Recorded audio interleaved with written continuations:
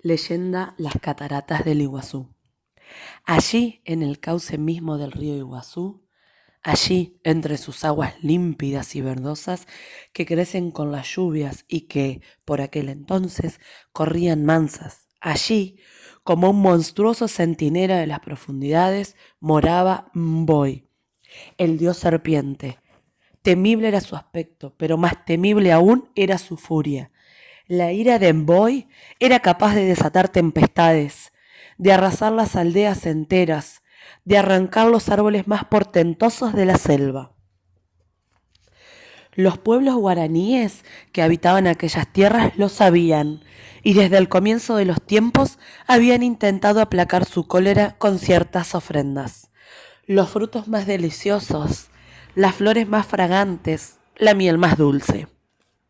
Nada de esto había calmado al dios, quien solo aquietó su infinito enojo cuando los guaraníes comenzaron a entregarle, año tras año, a una bella joven. En una ceremonia triste y silenciosa, la muchacha era acompañada por todo el pueblo hasta la orilla del río, y con muchas lágrimas la despedían, mientras internaban las aguas de la que ya no regresaría. Ninguna de las doncellas que había ofrecido su vida se había revelado.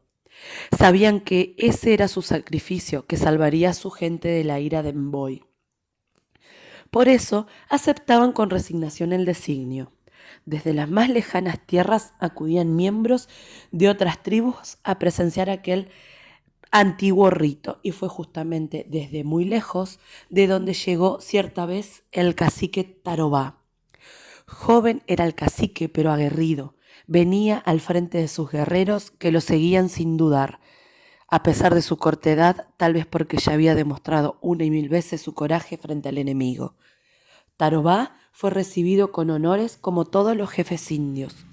Le convidaron los más sabrosos manjares, saciaron su sed con las bebidas más refrescantes y lo agasajaron con danzas y canciones. El cacique agradeció la bienvenida, pero se apartó un poco del bullicio y sus pasos lo condujeron a la vera del solitario río. Fue entonces cuando conoció a la bella Naipí. La joven caminaba por allí y sus ojos, enormes y negros, estaban llenos de lágrimas.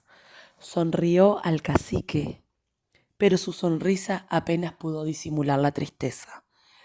Pronto supo Tarobá que aquella joven le había robado el corazón. Pronto supo también que ella era la joven elegida para ser entregada al dios serpiente. El cacique enfrentó entonces a los ancianos de la tribu. Intentó convencerlos de mil maneras para que no sacrificaran a Naipí. Habló de honor y de justicia, e incluso de amor. Todo fue en vano. Ni sus palabras, ni su amenaza, ni sus ruegos fueron escuchados. Naipí estaba condenada y ya nada podría salvarla. Tarobá no se resignó. La noche anterior al sacrificio, mientras todos dormían, se deslizó como una sombra entre las sombras, y luego de burlar a los guardias logró llegar hasta Naipí. En sus brazos la cargó hasta la canoa que había dejado oculta entre los juncos de la orilla, y antes de que alguien notara su ausencia, ya los dos navegaban río arriba contra la corriente, intentando escapar. Grande fue la furia de Boy, el despiadado dios serpiente, al enterarse de la fuga. Su cuerpo monstruoso se encorvó y retorció de rabia, e hizo temblar hasta las mismísimas entrañas de la tierra.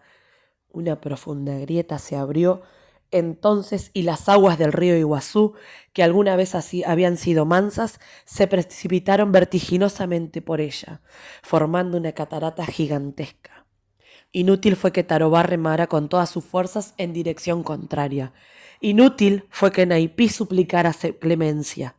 Empujada por las aguas, la frágil canoa cayó desde aquella gran altura y los jóvenes fugitivos desaparecieron. No le bastó al cruel dios serpiente tomar la vida de los dos jóvenes para saciar su sed de venganza. Quiso castigarlos aún más, impidiendo que el amor tan poderoso pudiera vencer a la muerte y unirlos en la eternidad. Por eso decidió separarlos, transformando a Naipí en una gran roca, que allí, en el centro mismo de la catarata, recibe día tras día el embate furioso de las aguas. Atarobá, en cambio, lo transformó en una palmera, que desde la orilla del abismo se inclina todavía hoy hacia la enorme grieta del río y parece mirar la roca en que fue convertida su amada. Dicen los guaraníes que M'Boy sigue allí, en una gruta, en las profundidades cerca del salto más grande de las cataratas, conocido como la Garganta del Diablo.